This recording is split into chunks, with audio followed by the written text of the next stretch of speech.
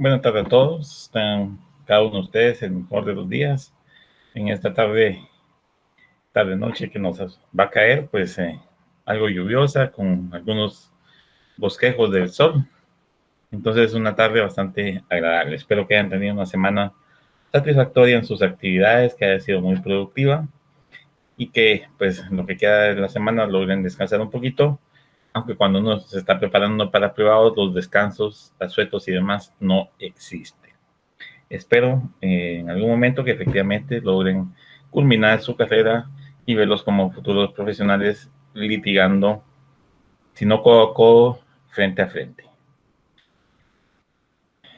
El tema que veremos hoy, relacionado a la semana 9, comprende la demanda, sus incidencias y el proceso ejecutivo dentro del proceso laboral.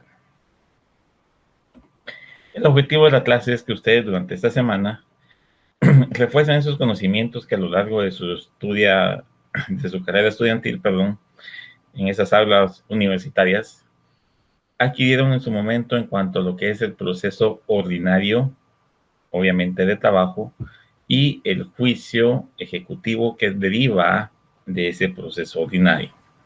Para ello, pues entonces haremos un breve repaso de los requisitos de la demanda, de las incidencias que pueden ocurrir dentro del juicio ordinario laboral, así como la forma en que se verifica o se realiza el proceso de ejecución de esa sentencia dictada por el mismo juez. Es decir, el juez ordinario de trabajo es el que dicta la sentencia y es el que debe de velar, una vez está dando firme esta, de la ejecución del proceso.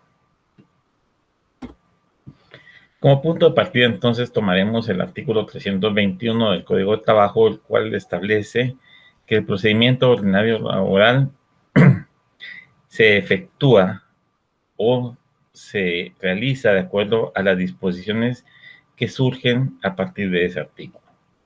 Sin embargo, ya es hasta en el artículo 332 del Código de Trabajo donde se plasman los requisitos o se establecen los requisitos que todo escrito inicial de demanda debe de observar o cumplir al momento de presentar esta.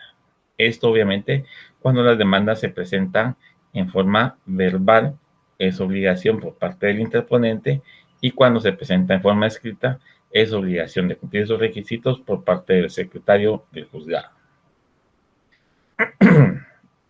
En caso no se cumplan con esos requisitos, el juez de oficio, es decir, sin necesidad de petición alguna, debe de ordenar que el actor subsane los defectos y mientras estos no se cumplan o no se corrija o no se subsanen, no puede hacer el trámite a la demanda iniciada.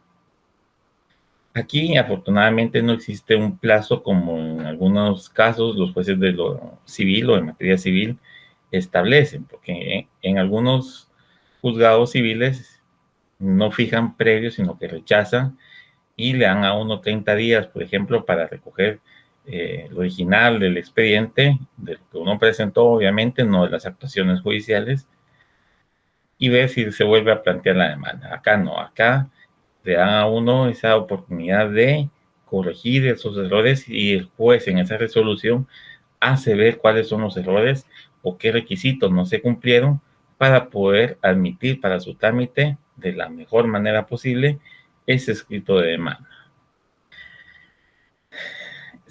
Tengo conocimiento que algunos de ustedes estuvieron incluso realizando pasantías en juzgados de trabajo y en algún momento lo que yo pueda exponerles acá va a variar un poco con la modalidad en que se realizaba el proceso en el juzgado. Pero recuerden ustedes que el proceso laboral es carente de todo formalismo. Aquí pesa mucho el hecho de la experiencia del juez al momento de diligenciar un juicio ordinario laboral, obviamente cumpliendo con todos los requisitos legales. Pero algunas situaciones, algunos juzgados la hacen de manera distinta a como lo establece la normativa sin que esto implique precisamente alguna violación a esa normativa.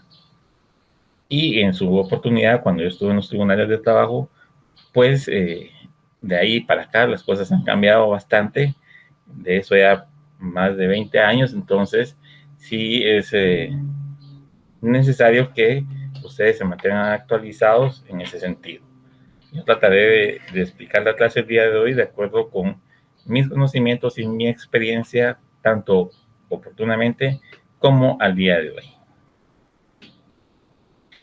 Por disposición expresa de la ley, específicamente el artículo 326 del Código del Trabajo, en caso no exista regulación dentro de dicho código respecto del proceso ordinario, se aplicarán de manera supletoria las disposiciones del Código Procesal Civil y Mercantil y de la Ley del Organismo Judicial. Es decir, estas dos normas complementan el Código de Trabajo.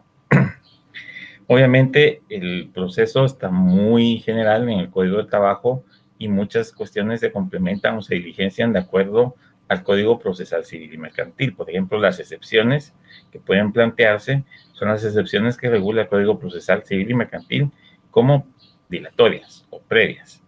Las perentorias, pues esas ya ustedes saben que dependerán de cada caso en concreto, de lo que vayamos a atacar, dependiendo de la demanda, que se presentan o se promueven o se denomina incluso la excepción perentoria que se pueda presentar.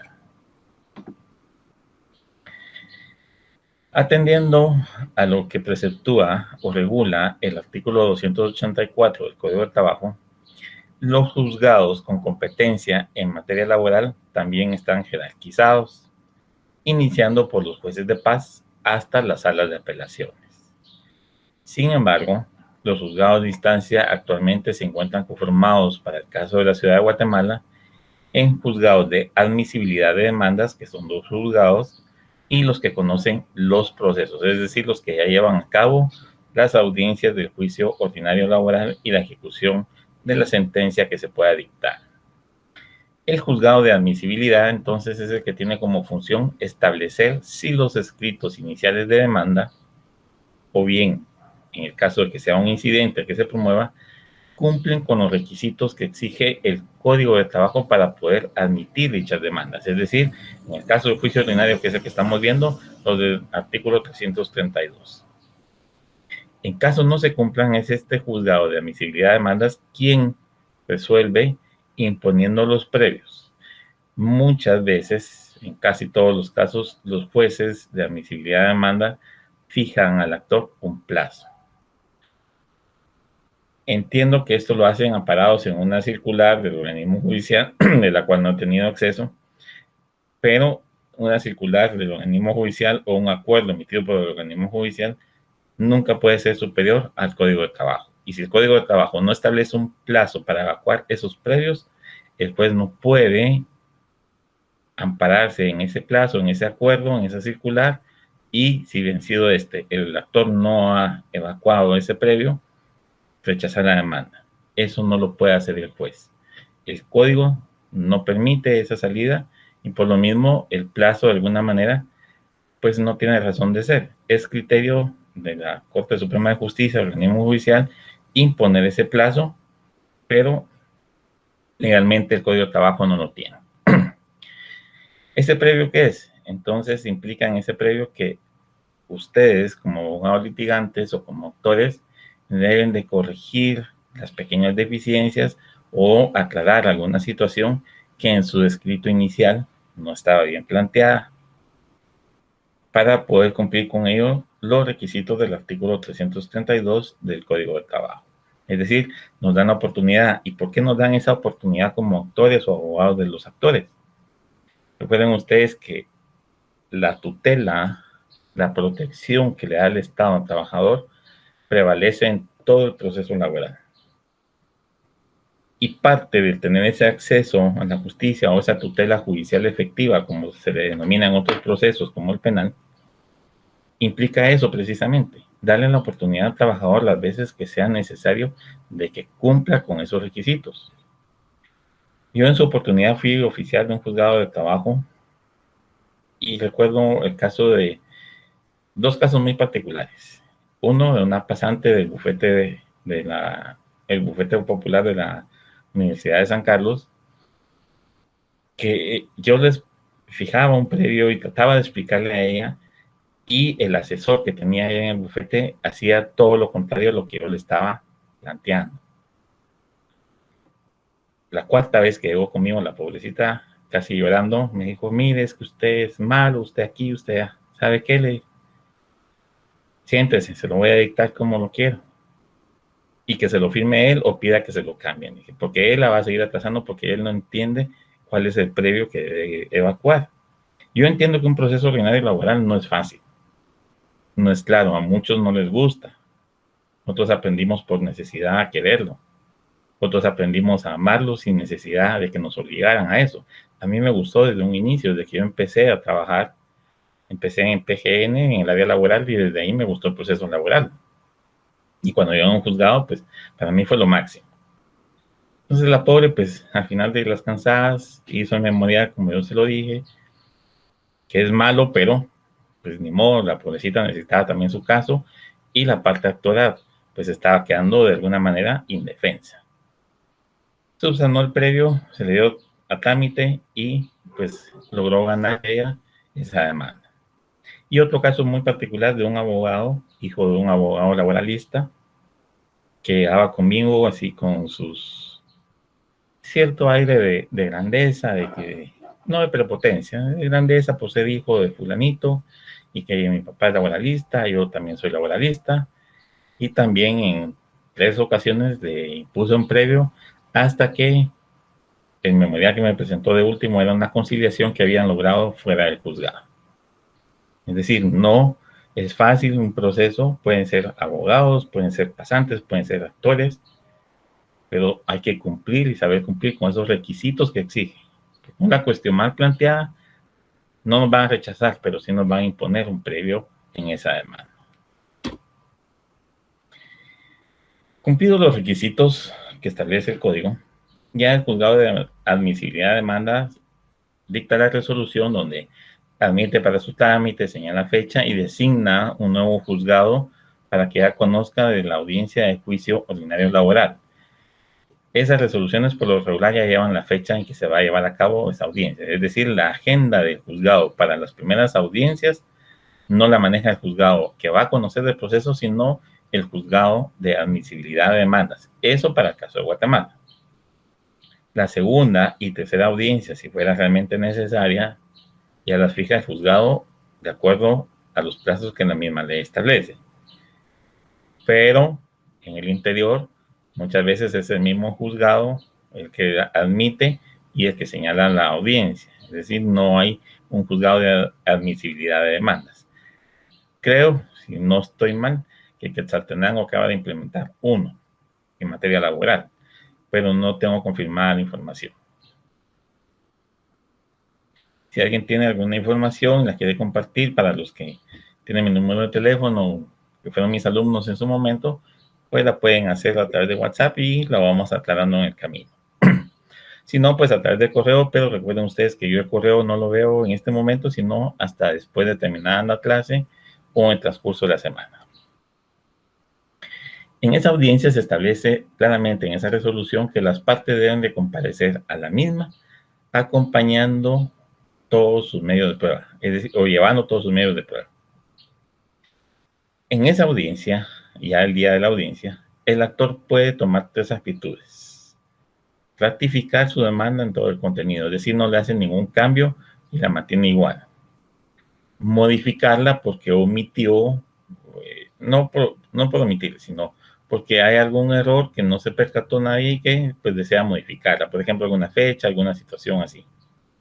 O la ampliación de la demanda por algún hecho que sí omitió exponer en su momento y que lo puede hacer antes de que el demandado conteste su demanda. Es decir, en la primera oportunidad, en la audiencia ya iniciada, lo primero que hace el juez es darle la palabra al actor para que se manifieste con relación a su demanda. Si la va a ampliar, a modificar o a ratificar. Es allí donde el actor puede tomar cualquiera de esas 3 actitudes. Si no las toma, pues obviamente, una vez contestada la demanda en sentido negativo o afirmativo o según la actitud del demandado, el actor ya no puede hacer ninguna modificación, ampliación o ratificación. Si la demanda es ratificada, pues el demandado puede asumir diversas actitudes. Si es modificada o ampliada, el demandado puede tomar 2 actitudes. Contestar la demanda en ese mismo momento tomando en cuenta la modificación o ampliación realizada, o bien acogerse al plazo estipulado en ley para poder pronunciarse respecto a esa modificación o ampliación que realizó el actor en su oportunidad. Es decir, si por ejemplo ocurrió una ampliación por algún nuevo hecho y el demandado no va preparado para eso, puede acogerse al plazo, la audiencia se tendría que suspender y señalar una audiencia para ya llevar a cabo la fase de la contestación de la demanda. No se puede contestar la demanda y después otra audiencia para contestar sobre la ampliación. No, la contestación se hace en un solo acto y por eso se estipula que puede acogerse al plazo en caso de una ampliación o modificación si no se considera capaz o no considera adecuado de contestar en ese acto. El juzgado de admisibilidad deberá entonces también resolver respecto de las medidas precautorias que hubieran sido solicitadas, así como señalar la fecha para la audiencia respectiva, debiendo percibir a las partes que deben de comparecer con sus respectivos medios de prueba. En algunos casos, en algunos expedientes, los jueces de admisibilidad de demandas no otorgan las medidas precautorias que puedan pedirse. Tienen sus criterios, a veces no lo consideran prudente, a veces no lo consideran necesario, pero es en la demanda, en ese escrito inicial de demanda, donde deben de plantearse esa solicitud de medidas precautorias si lo desean hacer desde un inicio. O bien en la ampliación o modificación. Recuérdense que todavía se tiene esa oportunidad. ¿Y por qué se le da la oportunidad al actor? Porque es la parte más débil, hay que protegerlo, hay que cuidar al actor. Por eso es que el código establece o está diseñado de esa forma para verificar esa protección a toda costa del trabajador como parte más débil. Hablando desde un punto de vista obviamente patrimonial o económico. Porque el patrón es el que tiene capital, el trabajador es el que está peleando para que le paguen lo justo, lo que le corresponde. Si no, no hubieran procesos laborales. Si todos los patronos pagaran lo que debe de ser, o pagaran como debe de ser, o pagaran en su momento lo que corresponde como prestaciones por algún despido, por alguna situación así, pues habría menos procesos laborales. El apercibimiento que existe en esta resolución, recordemos que es una advertencia respecto a las obligaciones de las partes. Esto es para que las partes le den cumplimiento a una cuestión en particular, bajo percibimiento de comparecer con sus medios de prueba. Es decir, le estoy advirtiendo que usted en esa audiencia debe de traer todos sus medios de prueba. Porque recuerden que el Código de Trabajo establece solo una audiencia de preferencia para el diligenciamiento de los medios de prueba. Ahora, si son demasiados, si es muy extenso, si no llegó, por ejemplo, la cantidad de testigos que fueron ofrecidos y se hace necesario escucharlos, se señalará una segunda, y si por imposibilidad realmente de esa segunda de terminar con todo, se señalará una tercera. Pero esos son muy raros los casos. Yo nunca tuve un proceso ordinario donde fueran 3 audiencias las que se llevaran a cabo.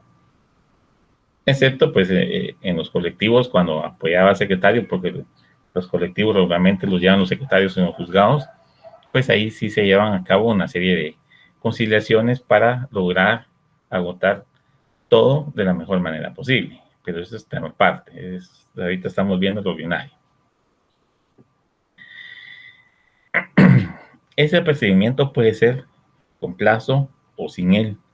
En este caso sí existe un plazo, porque obviamente el plazo para presentar los medios de prueba va a ser el día de la audiencia. No es necesario que las partes lleguen antes de la audiencia y digan, miren, aquí están mis medios de prueba y se los dejo, ya los tiene usted para la audiencia. No. Ese apercibimiento tiene un plazo no efectivamente así tan tajante, pero va a ser el día de la audiencia. Porque si ese día no lo lleva, perdió, como se dice comúnmente.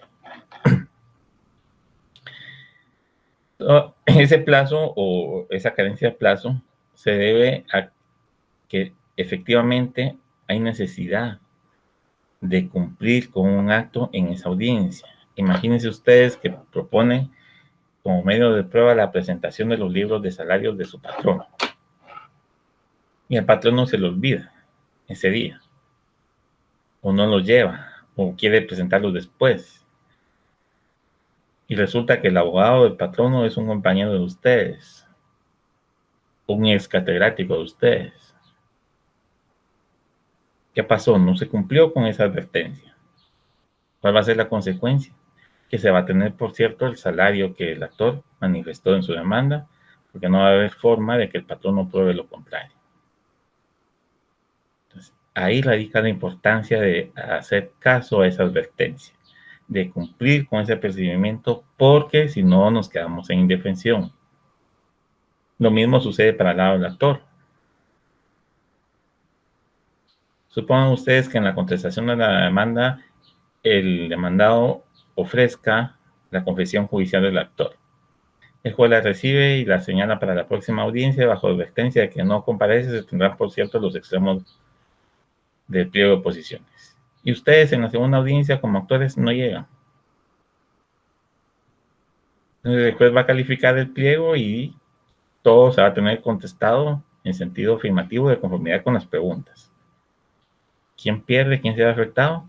Posiblemente el trabajador.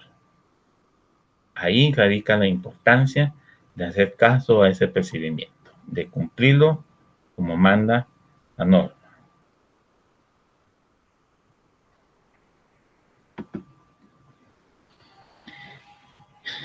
El juzgado debe tomar en consideración que el plazo entre la notificación y la primera audiencia debe ser por lo menos con 3 días de anticipación. Es decir, no podemos notificar una audiencia el día viernes y la misma va a llevarse a cabo el día lunes.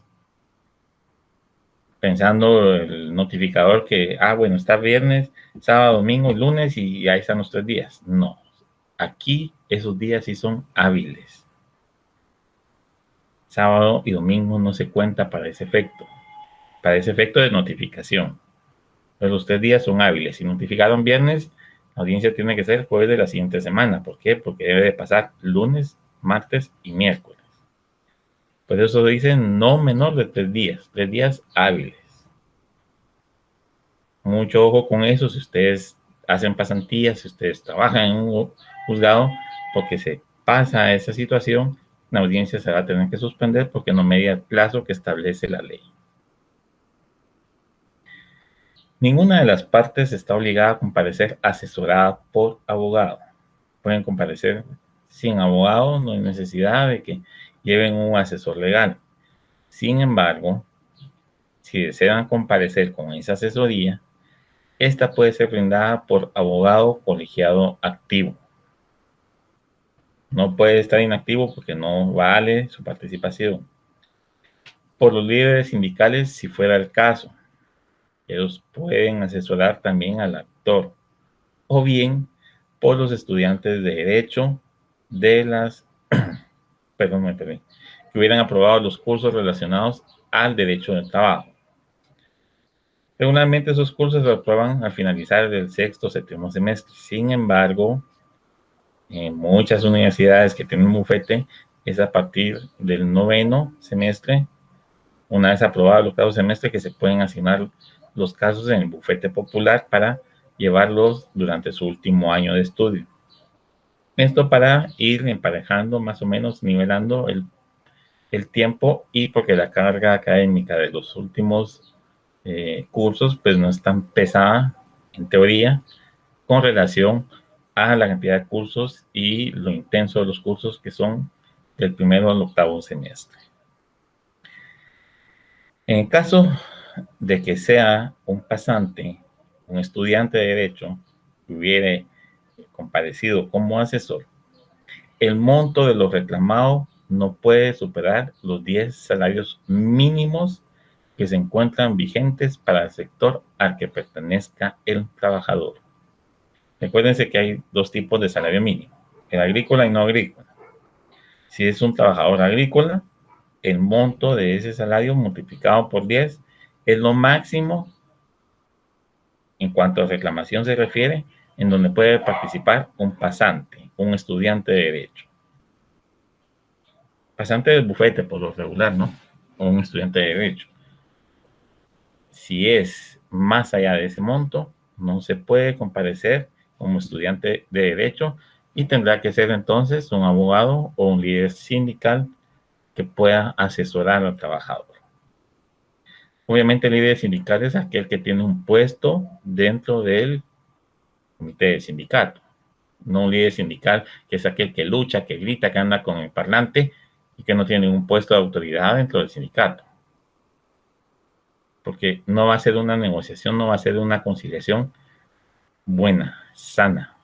Posiblemente va a lograr exponer y gritar y hacer un gran aspaviento en la audiencia, pero que le vaya a ser efectivo, difícil.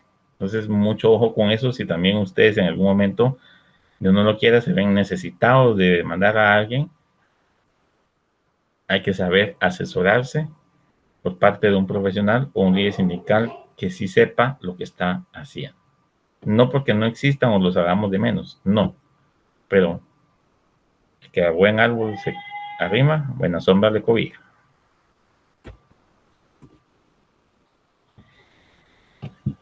Una vez llegada la fase de la audiencia y notificada la demanda a la contraparte, es decir, al demandado, ya está admitida, señalada la audiencia y notificada, el demandado puede tomar diversas actitudes que las vamos a ir viendo poco a poco en el desarrollo de la clase. La primera, allanarse de forma parcial o total. La segunda, actuar en rebeldía, es decir, no comparecer al proceso, aunque en el tema de rebeldía vamos a ver algunas diferencias de opiniones que existen. La tercera actitud, contestar la demanda en sentido negativo. La cuarta actitud, reconvenir al actor, es decir, contrademandarlo. La quinta, plantear recepciones, ya sean dilatorias, perentorias, mixtas o ambas.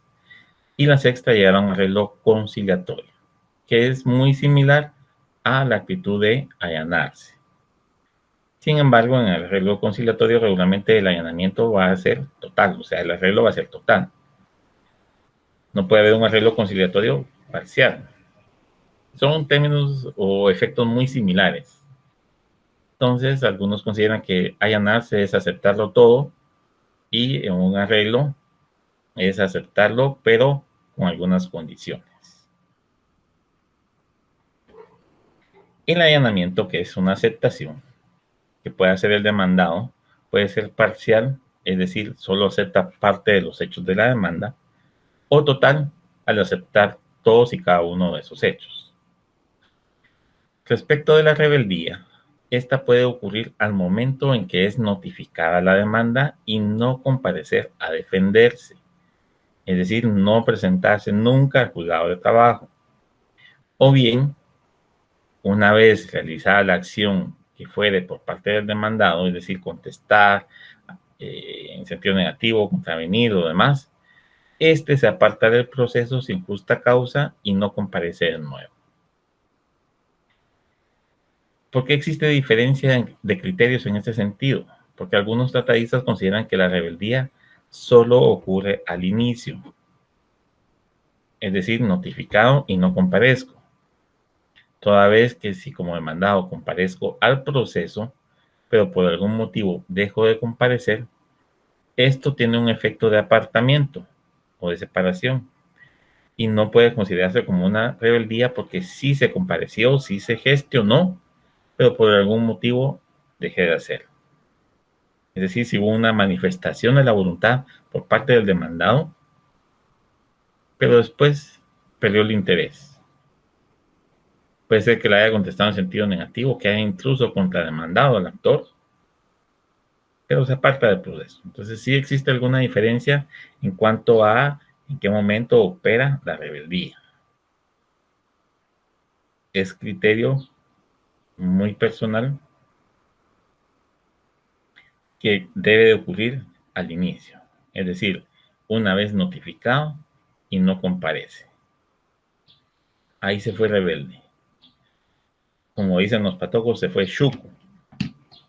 ¿Por qué? Porque nunca llegó, nunca dijo nada. Y eso implica entonces una aceptación tácita de todos los aspectos de la demanda y que obviamente pues en algún momento puede causarle alguna afectación porque por lo regular esas demandas suelen dictar una sentencia de carácter condenatorio.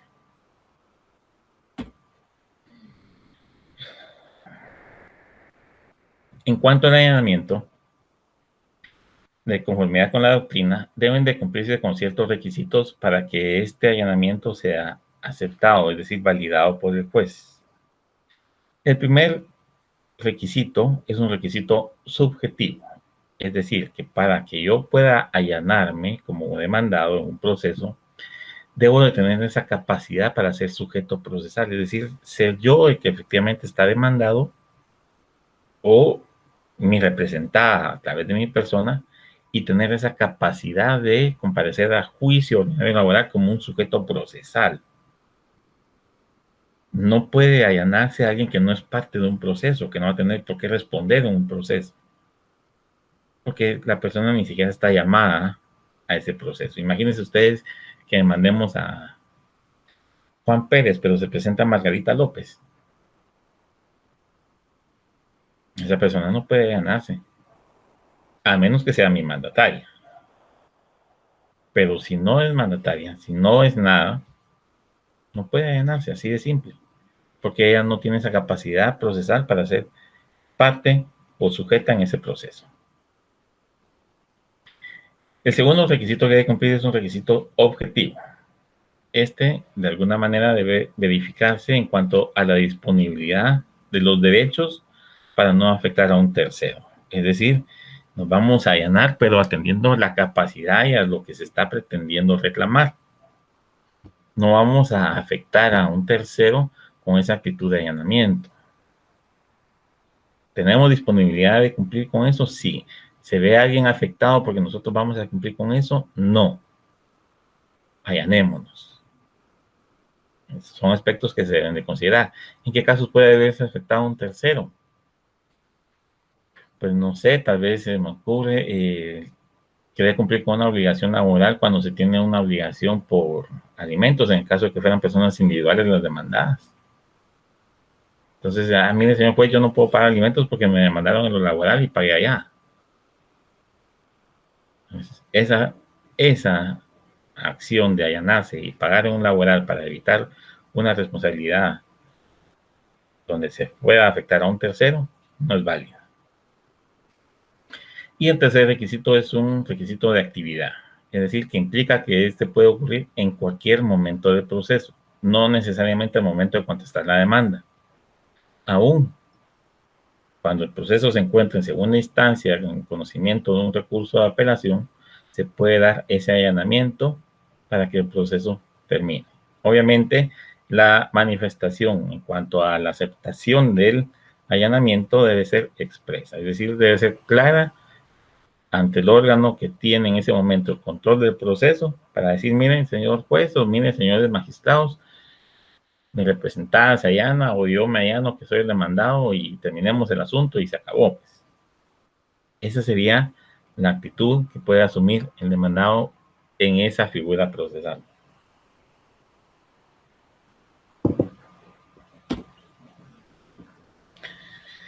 Vamos a la rebeldía otra vez. Con relación a la rebeldía, podemos decir entonces que de conformidad con el artículo 335 del Código de Trabajo, debe de apercibirse en la primera resolución que en caso alguna de las partes no compareciera a juicio sin justificación, el juicio continuará sin su presencia, sin más citarle ni oírle. Ya no lo vuelven a llamar, ya no lo escuchan, aunque llegue a patear la puerta del juzgado, no es válida su comparecencia si fue debidamente notificado, me dio plazo de ley y ustedes no comparecieron. Y no justificaron esa su inasistencia, porque puede ocurrir que en una enfermedad, pues se puede justificar esa inasistencia. Si en la fecha de la audiencia alguna de las partes no compareciera a juicio, deberá de presentar la excusa respectiva. la cual únicamente será admitida si fuere por enfermedad. Aquí no es válida ninguna otra excusa, que había tráfico, que había manifestación, que había esto, que había lo otro, que no me levanté temprano, nada. Estaba fuera del país, nada. La única causal para que sea válida esa excusa y no tener el efecto de la rebeldía es una excusa por enfermedad debidamente comprobada, es decir, certificada por médico tratante o por algún centro de salud, un nosocomio, donde por enfermedad usted no puede movilizarse, o su representante no se puede movilizar. ¿Qué pasa en caso de las sociedades anónimas o las personas que representan a otras? Recuerden ustedes que la representación puede caer o el mandato puede caer en varias personas a la vez. Sin embargo, algunos jueces son algo benevolentes y aceptan la excusa, aunque quien deba comparecer sea el representante legal de alguna entidad o el mandatario de alguna entidad o persona. ¿Por qué? Porque muchas veces esas entidades o esas personas jurídicas solo delegan por disposición expresa de sus estatutos o de ley la representación en una persona. Hay entidades que solo pueden comparecer a través de un director o de un secretario o de algún puesto similar. ¿Y qué pasa si esa persona no se enferma? El juez no puede decir, hubiera delegado la representación a alguien más. No, la ley no permite que esa representación la ejerza a alguien más. Es atendiente al cargo y el que ejerce el cargo está enfermo. Distinto de las sociedades que regularmente pueden delegar a los representantes a varios esa representación. Al gerente general, al gerente de recursos humanos, al administrador, los tres pueden ser representantes y ahí sí no hay excusa que valga. Se enfermó el gerente general, pues que va de recursos humanos. Están enfermos los dos porque amanecieron malos. Hablando en el sentido de que ustedes ya saben, de que estuvo larga la noche y estuvo fuerte la pelea. No es válida esa excusa. Entonces, mucho ojo con eso si ustedes llegan a ser abogados patronalistas, porque en algún momento la representación no cae solo en una persona y los jueces no van a admitir esas excusas. ¿Se pueden nombrar varios representantes? Sí. Entonces, por lo menos en materia laboral, que la única causa de excusa es esta, hay que tener esa representación en dos o más personas. Esa excusa se debe presentar en un plazo máximo que no exceda de las 24 horas siguientes a la hora en que iba a llevarse a cabo la audiencia. Si se pasan de esas 24 horas, la excusa va a ser rechazada. Después no sería de recibido. Entonces las van a resolver que no se les admite. ¿Y cuál va a ser la consecuencia? Declarados rebeldes. Entonces hay que tener cuidado con ese plazo. Aquí el plazo sí es bien rígido. ¿Por qué? Porque es un plazo que se le está dando con claridad antes del tiempo. O sea, no está a discreción del juez, como lo puede estipular la ley del organismo judicial, que en los casos en que la ley no fija el plazo, el juez lo fijará a su discreción. No, aquí la ley sí fija un plazo que es de conocimiento de ambas partes y por lo mismo debe considerarse cualquier situación que pueda ocurrir. Recordemos entonces que si alguna de las partes considera que no podrá presentarse durante todas las fases del proceso, puede delegar su representación a través del mandatario, quien deberá de acreditar la calidad con la que actúa, ya sea un mandatario, un representante legal, porque así lo dispuso la escritura, el acta notarial de nombramiento y demás. Hay que acreditar la calidad con la que estamos diciendo que actuamos. Si no se acredita esa calidad, difícilmente vamos a poder tener una participación, a menos que en algunos casos comparezcamos como un gestor de negocios y que la actitud vaya a ser de arreglo, de conciliación y lleguemos directamente a pagar lo reclamado. Ahí sí se puede. Pues si vamos a ir a contestar, ahí sí no. Si vamos a ir a pelear, ahí sí no. Pero si se va a ir a conciliar y a pagar de una vez, sí se puede actuar a través de un gestor de negocios que no necesita tener una representación como tal. Habría que ver el criterio de los jueces de trabajo a nivel república en cuanto a la figura del gestor de negocios, porque no todos los jueces los aceptan.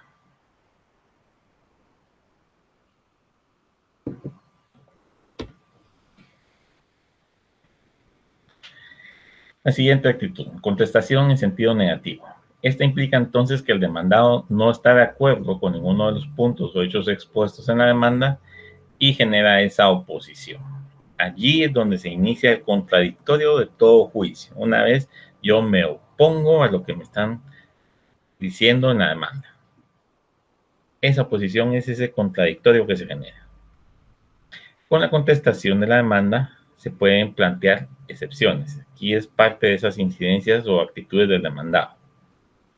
Esas excepciones dilatorias, es decir, que atrasan o suspenden el proceso, perentorias, que son las que atacan el fondo del asunto, o mixtas, que son dilatorias, pero que producen efecto en una perentoria, como una excepción de pago o transacción, son las que se presentan en el momento de contestar la demanda. No se pueden presentar después, no se pueden presentar antes. Es con la contestación de la demanda. En esa contestación puede ocurrir también que se presente una reconvención, es decir, una contrademanda en contra del actor, valga la redundancia. Esto implica entonces que el demandado plantea esa contrademanda y ambos pasan a ser considerados actor y demandado. El trabajador es actor en contra de su patrono, pero es demandado porque el patrono lo contrademandó. Esto puede ocurrir cuando el demandado exige que el actor responda por alguna situación de índole precisamente laboral y que en su momento no cumplió o no realizó de buena manera. Algún incumplimiento, alguna situación que el trabajador dejó y que causó algún daño, algún perjuicio o que impidió que se avanzara con algún proceso de producción, puede ser contrademandado. Puede ocurrir. Estén sabidos ustedes de esa situación. Obviamente no va a ser una contrademanda porque el patrono le dio un préstamo, le hizo un préstamo y que lo va a contrademandar para que le pague y que se va a cobrar con las prestaciones. Eso no se puede. Eso es harina de otro costal. Ese es un proceso distinto en que el patrono tendría que iniciar en contra del ex trabajador para lograr el pago de ese préstamo. Ustedes ya saben cuál es la vía.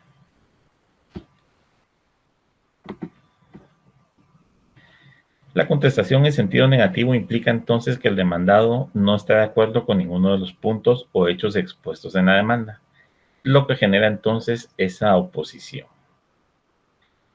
Al momento en que se contesta la demanda, esta debe de cumplir con todos los requisitos que exige también el artículo 332, es decir, tanto demanda como contestación de demanda debe cumplir con los mismos requisitos. Y dentro de ellos, obviamente, el ofrecer los medios de prueba a diligenciar, ya sea en esa primera audiencia o en la segunda si fuera necesario. ¿Qué pasa si falta algún requisito de estos que establece el código? Puede imponerse un previo a efecto de que el demandado promueva su contestación con todos los requisitos de ley. ¿Será que es válido? ¿Será que está regulado, sí, directamente en el Código de Trabajo? ¿Será que está escondido por ahí? ¿Será que es parte de las normas procesales civiles? Te los dejo en el haber como pregunta de la semana. Esta semana sí fue silencio con ustedes, no sé qué pasó. Recibí únicamente 2 correos. Uno que pues es una duda que no es precisamente del tema de clase, que no he podido responder. Uno pidiendo diapositivas, como 10 o 12 presentando asistencia, y uno nada más con relación al tema de clase. Entonces, desconozco qué está pasando, qué los desmotivó, pero si siguen así, difícilmente vayan a superar la evaluación que se les pueda presentar.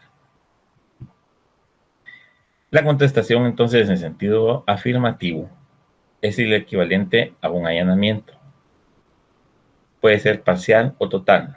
Si es parcial, el juicio continúa con lo que no fue admitido en la contestación o el allanamiento. Es decir, Si, por ejemplo, contesto la demanda en sentido afirmativo de forma parcial y me allano a las peticiones del pago de vacaciones, de aguinaldo y de bono 14. Sin embargo, contesto la demanda en sentido negativo en cuanto al pago de bonificación, incentivo por tal cosa, o en cuanto al pago de ventajas económicas porque no las gozaba, o en cuanto al pago de utilidades porque no estaba estipulado dentro de su contrato de trabajo. Cualquier cosa.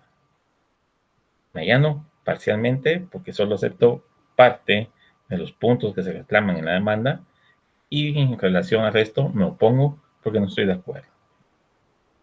Entonces esa contestación va en esa línea. Es un allanamiento parcial o una contestación afirmativa y negativa porque no aceptamos todo. Al momento de la contestación, el demandado debe de plantear entonces las excepciones que considere necesarias si es que hay excepciones que plantear. No necesariamente en todos los casos van a haber excepciones. Si hay alguna que se pueda plantear, si se considera por parte del abogado y del demandado, perdón, que es prudente o aconsejable presentar alguna excepción, pues se plantea al momento de contestar. Si no, no se plantea ninguna. Excepto, como ustedes ya saben, que hay 4 o 5 excepciones por ahí que el mismo código establece que pueden plantearse incluso antes de dictarse sentencias en segunda instancia. Y ustedes ya las tendrán determinadas, identificadas, bien subrayadas en su código y no las vamos a tocar. Si alguno tiene duda, estudia un poquito, lo platicamos y persiste en la diferencia en cuanto a dónde están reguladas o si no las llegase a encontrar. Las mismas se plantean entonces de conformidad con lo que se preceptúa en el Código Procesal Civil y Mercantil por carecer el Código de Trabajo de regulación alguna o específica con relación al planteamiento de las excepciones. El artículo 342 solo hace referencia a la forma y el momento en que pueden interponerse. Veamos el artículo 342.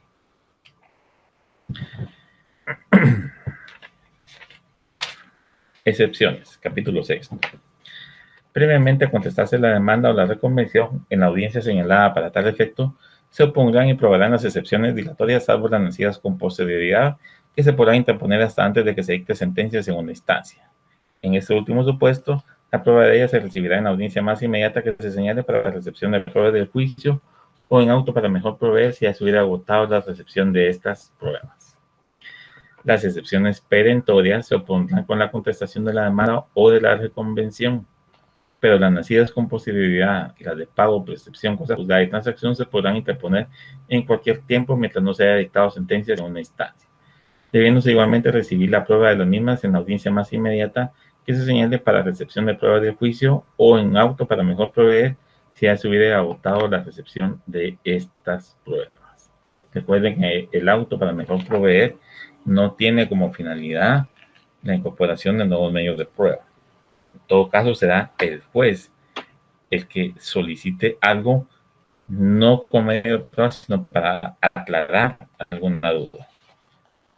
Existe contravención entre lo dispuesto en este artículo y lo que establece el auto para mejor proveer. Segunda pregunta de tarea en la semana, y esa sí me gustaría que me la respondieran, por favor, la mayoría. Tengo 310 alumnos conectados y regularmente recibo los correos de los mismos 20 o 22 personas. No puede ser que los 310 que estén conectados en este momento, solo con los mismos 315, imagínense, hasta más hay, solo tenga la respuesta de los mismos 20, 22 y muchos de ellos solo para asistencia.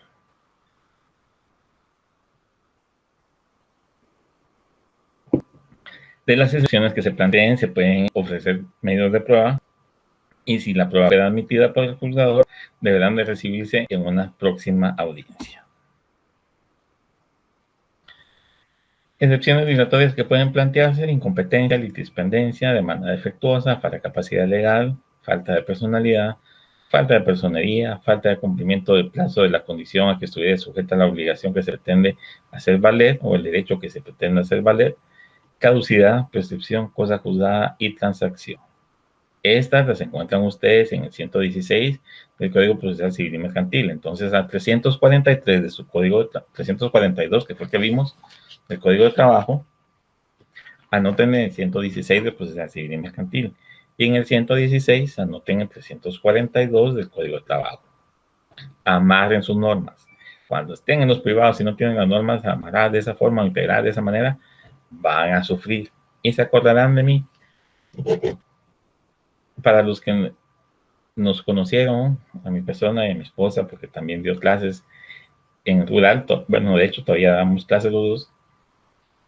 En las clases presenciales insistíamos y recalcábamos esa importancia. Hay muchos colegas, que ustedes saben quiénes son, que dábamos clases en las mismas sedes, que son muy celosos con esa información. Se lo guardan para sí y no quieren compartir con nadie esa experiencia o esos chivos, esos tips que van agarrando uno en el camino para hacer más fácil la integración de las normas y tener un mejor resultado en cada uno de nuestros procesos. Insisto, amarren, anoten. Incluso doy un curso en la Facultad de Ingeniería que es de legislación y a ellos tampoco los dejo así en el aire como quien dice, bueno, que miren ellos cómo salen o igual no van a ser abogados y no vale la pena. No, también les he explicado de qué forma hacer ese enlace con las normas para facilitarles su ejercicio profesional más adelante. Para el caso de los extranjeros o personas transeúntes, se considera como excepción previa, no dilatoria, previa, la de garantizar las sanciones legales, las costas y los daños y perjuicios. Sin embargo, estas excepciones o esta disposición tiene sus excepciones.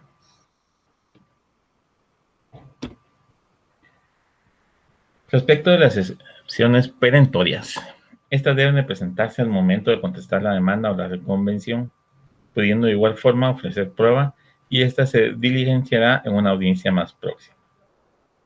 Este tipo de excepciones, es decir, las perentorias, se resuelven en sentencia. ¿Por qué? Porque atacan el fondo del proceso, el fondo del asunto y no una mera forma, como puede ser una falta de personería, una falta de cumplimiento de la obligación, una caducidad.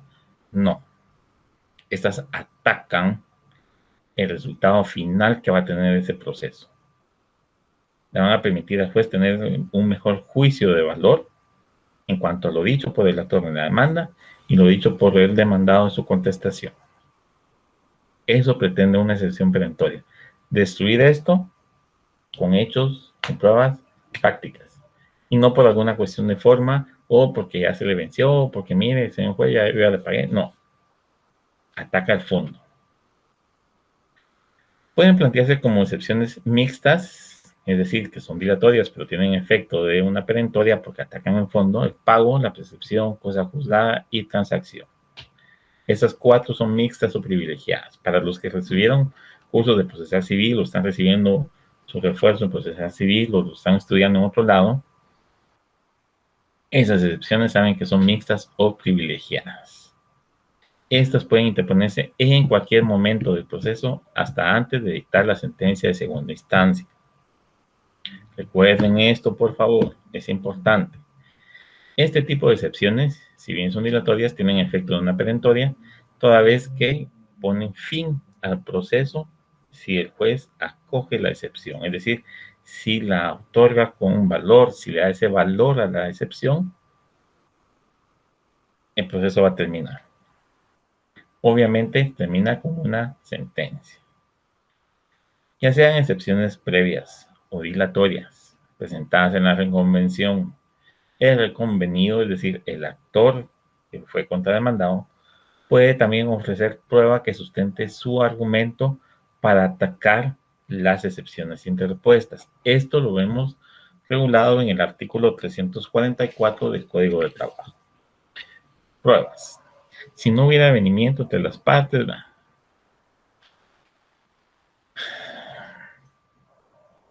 segundo párrafo, dentro de las 24 horas siguientes a la audiencia, el actor puede ofrecer las pruebas pertinentes para contradecir las excepciones del demandado si no lo hubiera hecho antes.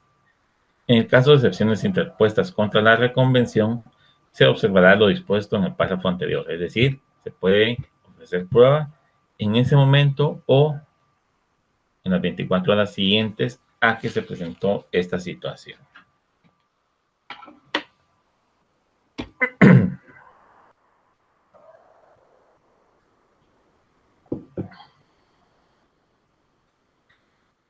En cuanto a las actitudes del demandado, como ya vimos, este puede presentar una reconvención. Esto implica entonces que el demandado plantea una contrademanda en contra del actor y ambos, como les dije hace un momento, son considerados actor y demandado. Si se plantea la reconvención, el juez suspenderá la audiencia y procederá a señalar una nueva, a menos que el actor reconvenido, es decir, contrademandado, manifieste su deseo de responder esa contrademanda en ese momento. Es muy difícil, es muy arriesgado hasta cierto punto, si están del lado del actor, hacer eso. Puede ser que la contrademanda sea muy compleja y es mejor suspender la audiencia y que se señale una próxima. Puede uno sentirse muy seguro, muy gallito, como dicen en mi pueblo, pero en algún momento las cosas pueden salir mal y el perjudicado va a ser nuestro cliente, que será el actor. Podemos definir como la pretensión que al contestar la demanda formula el demandado en contra del demandante. Tanto la demanda como la reconvención o contrademanda deben de ser resueltas en la sentencia. Es decir, se debe emitir siempre una sentencia donde se declare con lugar o sin lugar la demanda, o con lugar parcialmente y con lugar parcialmente la contestación por esto y esto y esto, o la contrademanda por esto, esto y esto, o sea, sus considerandos de hecho y de derecho. Es decir, por qué sí y con base en qué norma yo, juez, dicto sentencia en ese sentido. En la audiencia que el juez señale para juicio oral, el demandado y el actor pueden llegar a un arreglo conciliatorio que le permita a ambos solucionar el conflicto de la mejor manera posible. Recordemos que las normas de trabajo son eminentemente conciliatorias y se puede conciliar en cualquier etapa del proceso. Es igual que un arreglo. Se puede llegar a en cualquier etapa del proceso. Sea cual fuere la actitud del demandado o del actor, si este fuere reconvenido o contrademandado, el proceso finaliza siempre, como dijimos ya, con la emisión de una sentencia por parte del juez que controla el juicio. No puede resolverse de otra forma, a menos que obviamente haya una conciliación, porque ahí pues no se dicta una sentencia, es un acta donde ambas partes llegan a un arreglo, se hace constar y ya ustedes saben cuál es la consecuencia en caso de incumplimiento. Si fuera una conciliación la que ocurriese, se fracciona un acta haciendo constar el acuerdo alcanzado, siempre que este acuerdo no contraríe las leyes, reglamentos y disposiciones aplicables en materia laboral o en derechos humanos, la cual en caso de incumplimiento sirve de título ejecutivo. He aquí otra interrogante, tercera interrogante de la semana. ¿Ante quién promuevo ese título ejecutivo? ¿Ante el juez de trabajo o ante un órgano en materia civil? Pregunta de privado, jóvenes. Esa es difícil de contestar. Y me gustaría, no quiero decir nombres, pero me gustaría que quienes me escriben constantemente pidiendo apoyo, comentarios y demás, respondan.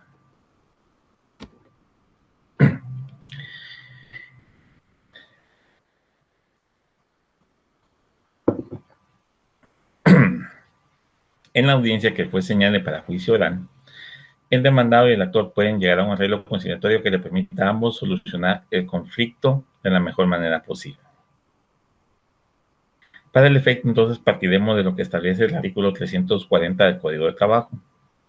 Este regula que una vez contestada la demanda y la reconvención si lo hubiere, el juez procurará avenir a las partes proponiéndoles fórmulas ecuánimes de conciliación. Aprobará el arreglo que se conviniere si éste no sea contrario a la ley, reglamentos o disposiciones aplicables en materia laboral. Puede procederse en la vía ejecutiva en cuanto a lo acordado, siempre que así sea pedido, pero el juicio continuará respecto de lo no acordado. Vamos por partes en el 340. El juez procurará avenir a las partes proponiéndoles fórmulas ecuánimes de conciliación. El juez va a procurar entonces llegar a ese arreglo con las partes. Que las partes se arreglen, obviamente no tiene interés en ese arreglo.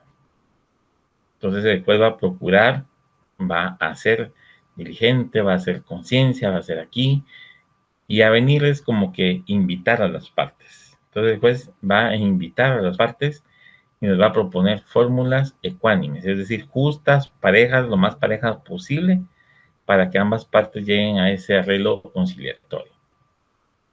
Ustedes saben que una conciliación, una negociación es como un estira y encoge.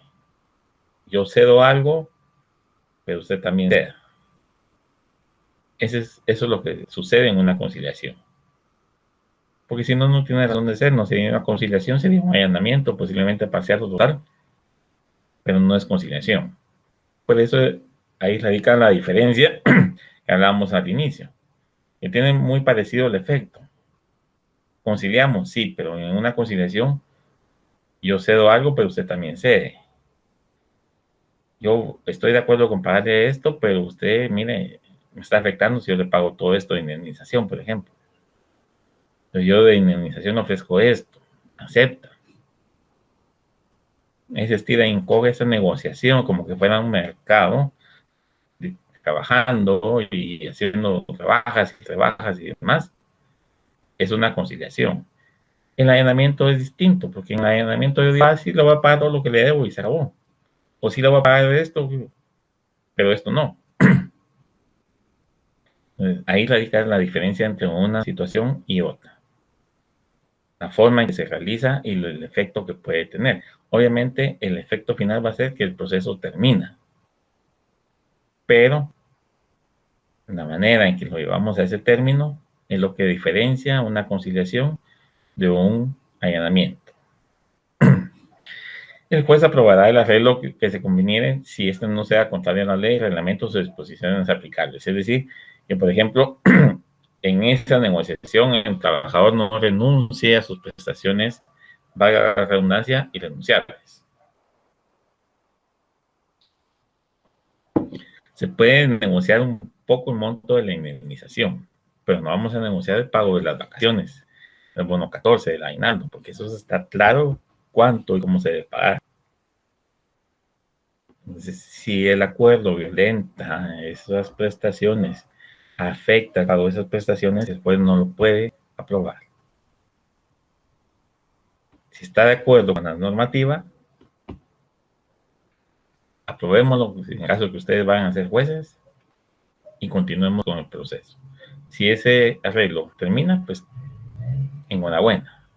Si no, continuamos con lo que no fue acordado o no fue allanado o no fue conciliado.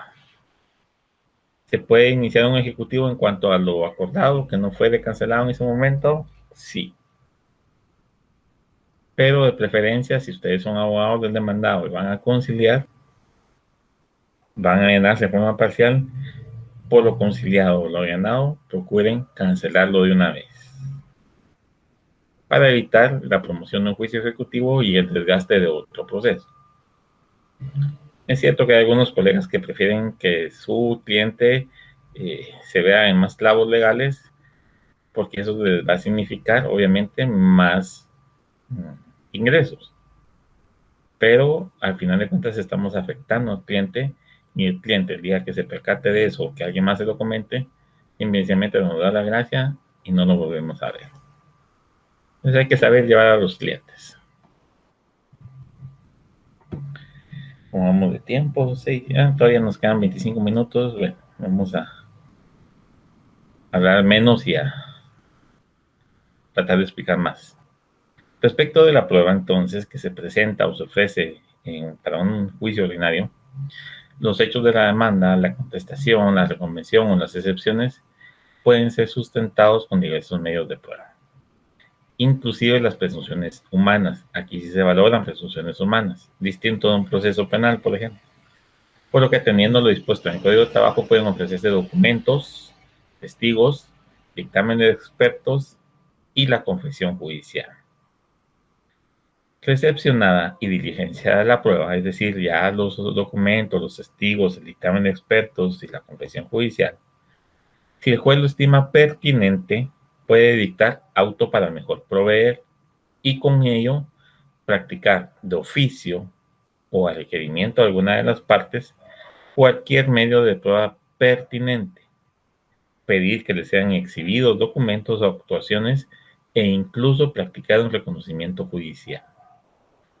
El auto para mejor proveer tiene como fin que el juez aclare algún punto sobre el cual pueda tener dudas, pero en ningún caso será para aportar prueba a favor de alguna de las partes.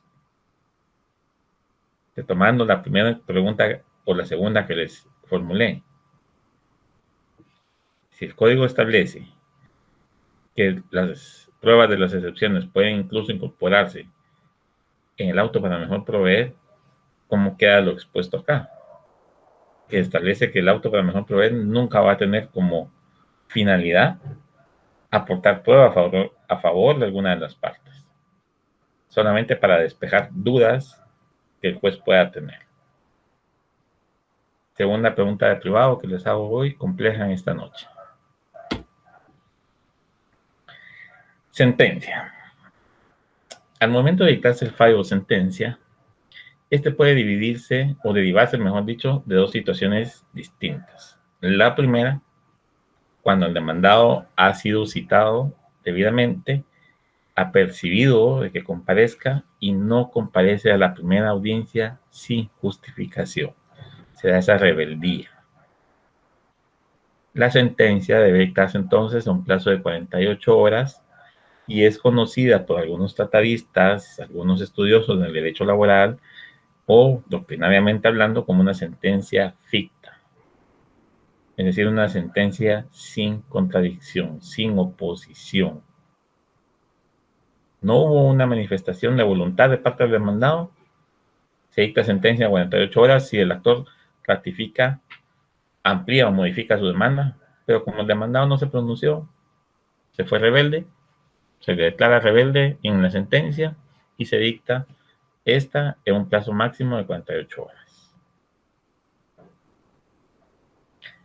La segunda forma que puede ocurrir una sentencia es cuando, agotada la recepción de la prueba ofrecida, posterior al auto para mejor proveer, si es que el juez así lo consideró y lo efectuó, se procederá a dictar sentencia a un plazo no menor a 5 días ni mayor a 10 días. Esta es una sentencia que se conoce como una sentencia contenciosa. ¿Por qué? Porque hubo un contradictorio, hubo un choque, hubo una oposición en cuanto a lo que indicó el actor en su demanda y lo que contestó el demandado. Esas dos partes chocaron, hablando hipotéticamente, obviamente, y la sentencia que se produce se conoce como esa sentencia contenciosa. Hubo una contienda, hubo un pleito entre los sujetos procesales.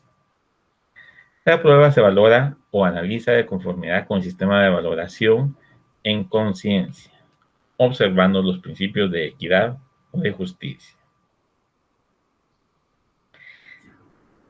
En la actualidad, derivado a la enorme carga laboral, a la situación del rol de turnos o de la suspensión de labores en el organismo judicial durante algún tiempo, existe una mora judicial de aproximadamente año y medio.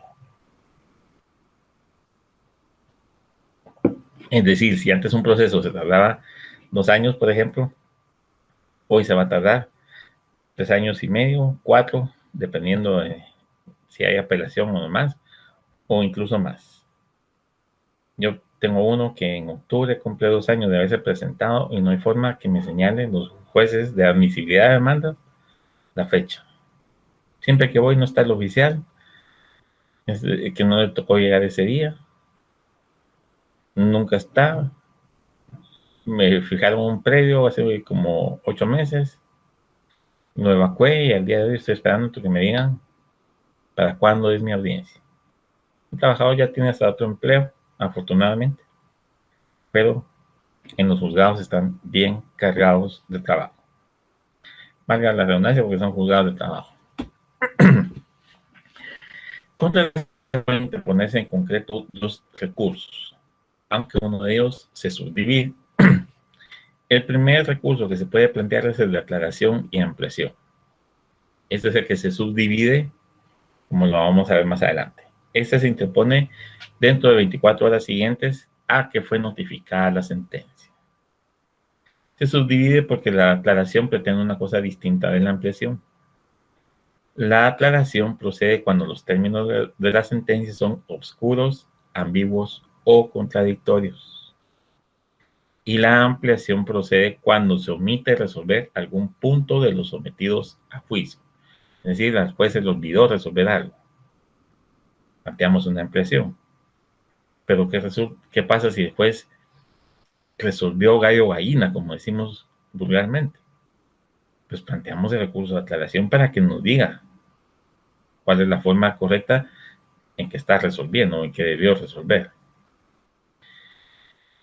El otro recurso que se puede plantear es el recurso de apelación. Este se interpone dentro del tercer día de notificado el fallo. Hoy notifican, tengo 3 días como máximo para interponer. El primer recurso es resuelto por el juez que dictó la sentencia, es decir, el recurso de aclaración y ampliación lo conoce el mismo juez contralor y que dictó la sentencia. Pero el recurso de apelación ya es conocido por un tribunal colegiado, un órgano colegiado, que es la segunda instancia y que regularmente son las salas de la Corte de Apelaciones en materia laboral. Ese es el recurso que conoce una sala, apelación. Aclaración y ampliación, el juez que dictó la misma sentencia. Bueno, eso es en cuanto al juicio ordinario, generalidades, aspectos muy generales. No entramos a ver todas las incidencias. Creo que tendremos una clase más adelante de juicio ordinario para el examen final. Y allí las ahondaremos en cuanto al tema. Si tienen dudas en cuanto al juicio ordinario, vayan pensándolas, formúlenlas, plantéenlas. Puede ser que en la clase de juicio ordinario respondamos muchas de ellas durante el transcurso de la clase. Proceso ejecutivo. Una vez firme la sentencia dictada por el juez de trabajo, a este le compete llevar a cabo la fase de ejecución, la cual debe realizar de oficio. Es decir, que nadie debe estar atrás del juez para decir, mire, ya, inicie con el proceso ejecutivo. No, es de oficio. Es decir, no necesita que ninguna de las partes se lo pida. Por lo que procederá a efectuar la liquidación. Notificar la liquidación. Si no se plantea recurso de rectificación por alguna de las partes, el juez libra mandamiento para efectuar el cobro del resultado de la liquidación al demandado, o en su caso, el embargo de bienes suficientes que garanticen el pago de la suma adeudada. ¿Qué es la liquidación? Pues plasmar en una resolución el monto a que asciende cada una de las prestaciones a las que se condenó. Vacaciones de tal fecha a tal fecha, tanto. Aguinaldo de tal fecha a tal fecha, tanto. Bonificación incentivo de tal periodo, tanto. Esa es la liquidación que hace un juez. Se manda a notificar. Si no se está de acuerdo con esa liquidación, se puede plantear un recurso de rectificación que conoce el mismo juez y que va a resolver si nuestro argumento es válido o no. Si se practicase el embargo porque se libró el mandamiento de ejecución y no se pagó, el juez procede a la subasta pública de los bienes que hubieran sido embargados. Fincado, es decir, adjudicado a un postor o al actor, si los bienes embargados fuesen muebles, se procurará que les sean entregados a la brevedad posible. Y si fueran inmuebles, se le va a fijar un plazo al demandado para que efectúe la escritura donde traslada el dominio de esa propiedad. Obviamente a favor de la parte actora o vencedora del juicio. Vámonos un poco más despacio. Emitida la sentencia por el juez de trabajo, de conformidad con el código, él mismo debe practicar la liquidación. Algunos tratadistas consideran que es acá donde inicia la fase o etapa de ejecución. Sin embargo, la mayoría coincide que se trata de una actividad propia de la etapa de conocimiento, puesto que con la sentencia que la concluye nunca se ejecuta propiamente esta, sino que solamente se complementa la original sentencia que estableció la condena sin determinar la cantidad líquida comprendida en la condena, obteniéndose recién a partir de ese momento un título de ejecución habilitante del inicio de la etapa de ejecución del proceso. Es decir, lo que consideran es, el juez dictó sentencia, obvio, está firme, no hubo apelación, no ya regresó de la sala, perfecto. Vamos a dar inicio a la fase ejecutiva. Pero, ¿cómo vamos a ejecutar si no tenemos un monto claro? No tenemos una totalidad. Entonces, ¿cuál es el requisito para iniciar esa ejecución? Para irle a tocar la puerta al demandado y decirle, mire señor, usted debe tanto. Pues la liquidación. ¿Es parte de la etapa de conocimiento? De alguna manera sí. ¿Es parte de la etapa de ejecución? Sí, porque es el requisito para que ésta se pueda cobrar. Entonces, estamos en un espacio intermedio entre el conocimiento y la ejecución. Sin liquidación no podemos ir a cobrar.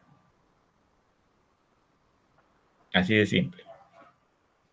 Podemos tener una sentencia maravillosa de muchos miles, cientos o millones, pero si no tenemos una liquidación efectuada por el juez, ¿cómo vamos a ir a cobrar?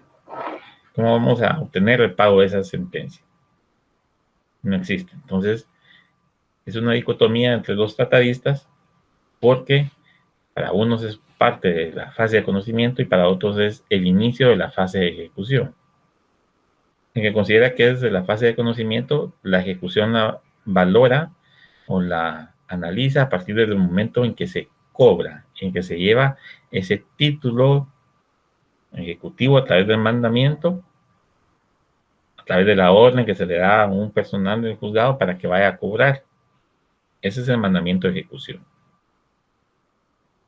Cantidad líquida y exigible, sí, porque ya está la liquidación efectuada. Sin esa liquidación no podemos cobrar. Y no podemos liquidar o practicar la liquidación si la sentencia no está firme. Entonces, es un estira y encoge entre los que se dedican a estudiar esta parte del proceso y a cada uno de ustedes se formará un criterio en cuanto a dónde incluirla o por qué debe de llevarse a cabo esta. Para mí, la función que, o la forma en que la reguló el legislador es muy aceptada. El proceso ejecutivo.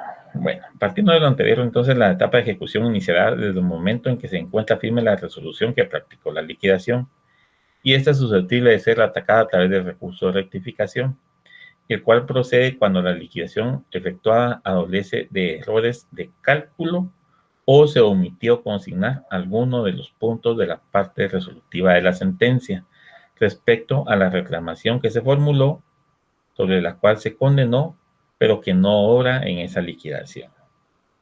Por ejemplo, la sentencia establece que condena el pago de vacaciones del año 2019, pero la liquidación ya no la tomó en cuenta, pues tocará plantear dentro de las 24 horas el recurso de rectificación para que el juez corrija ese error. La liquidación debe realizarse de oficio, sin necesidad que se le requiera al juez, después de los 3 días de estar firme la sentencia o en su caso la ejecutoria. La ejecutoria es la resolución de la sala donde se ordena al juez ordinario que continúe con el trámite porque la sentencia ya fue emitida por dicha sala. Practicada esta, el recurso de rectificación debe interponerse dentro de 24 horas de notificada la liquidación y contra ese no cabrá recurso alguno. Es decir, contra el auto o la resolución que resuelva el recurso de rectificación no podemos plantear ningún recurso más. Esa resolución no forma artículo, es decir, no la hace susceptible de ser analizada a través de una impugnación. Una vez que se notifica la liquidación, vencido el juicio, el vencido en juicio, cuenta con el plazo de 3 días para cumplir con el pago por el monto de esta. Si no hiciera efectivo el pago, el juez libra mandamiento de ejecución, que es esa orden que le da al notificador de decirle, o al ministro ejecutor, de decirle, mire, vaya a tal lado y cobre el monto de esa liquidación. En caso no se cancele al momento de que el notificador o el personal del juzgado llega, se puede ordenar el embargo de bienes suficientes que garanticen el monto de la suma adeudada, es decir, el monto de la liquidación. Si son bienes muebles, se puede nombrar un depositario.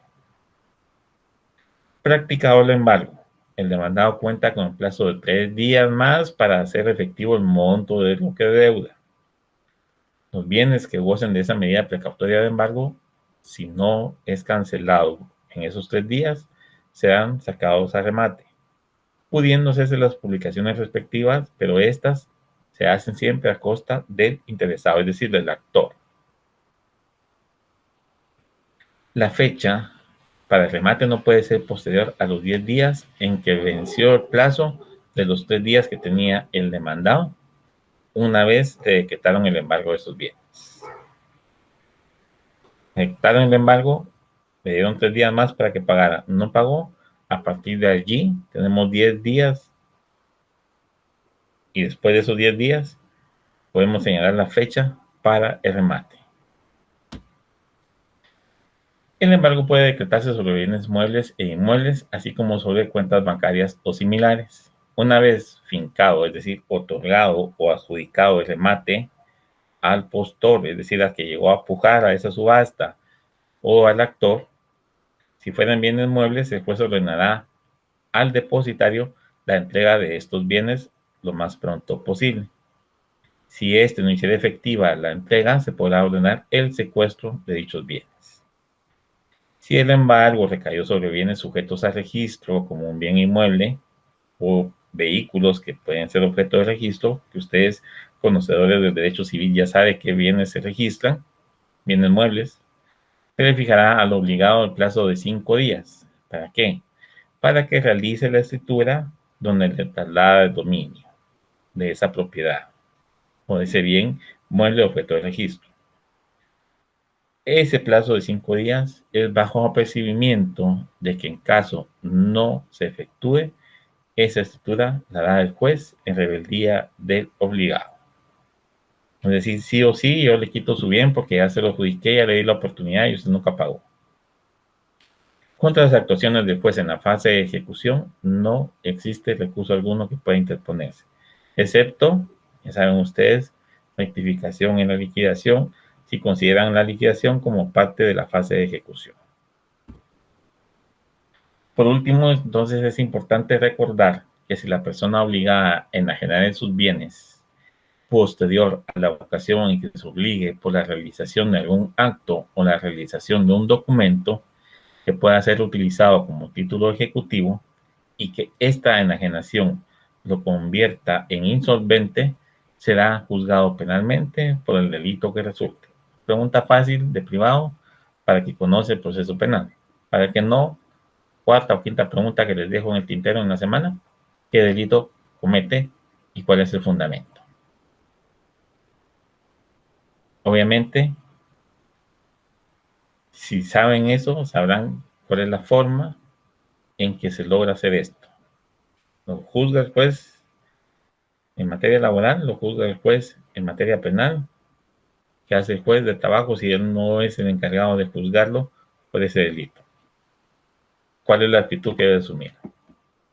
Pregunta complementaria de la última. Y para finalizar con la clase, pues obviamente las 10 preguntas que yo les sugiero que puedan tratar de dar respuesta para corroborar ustedes su conocimiento, su expertise, cómo van comprobando ustedes que efectivamente están preparándose para su examen técnico profesional en materia laboral dentro de la fase pública, pues contestando estas. Los que me conocen, incluso alguien bromeaba conmigo esta semana a decir, clásico examen de licenciado por ti, o licenciado Audilio, no me acuerdo cómo me dijo. Un examen bien complicado.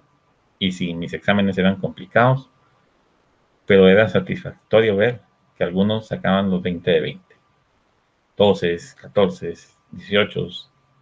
Eso realmente era satisfactorio porque eso implica que ustedes se están preparando bien.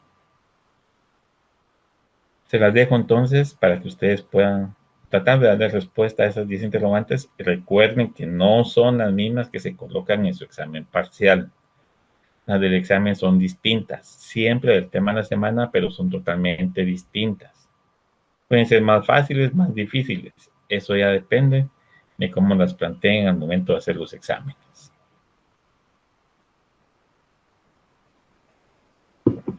Todavía nos quedan un par de minutos. No sé si tienen alguna otra clase después de la mía, pero si fuera el caso, pues estaremos por concluir esta. Se agradece la atención prestada a su humilde servidor. Espero recibir muchos correos esta semana porque pienso que el tema de la semana es un poco más interesante que colectivos o sindicatos que no a todos les gusta. Entonces, por lo mismo, espero no solo recibir correos de asistencia, sino también de interrogantes propias del tema de la semana. Y si se quieren adelantar para el juicio ordinario, para la semana 15 o 16 o 17, algo así, que es de las últimas, con todo gusto podemos intercambiar opiniones. Espero que tengan un descanso reparador en la noche de este día, que ya pues cayó en muchos lugares, y que mañana, si no tienen mayor actividad que hacer, logren tener ese descanso físico y mental para que la próxima semana puedan ustedes retomar sus actividades de la mejor manera posible.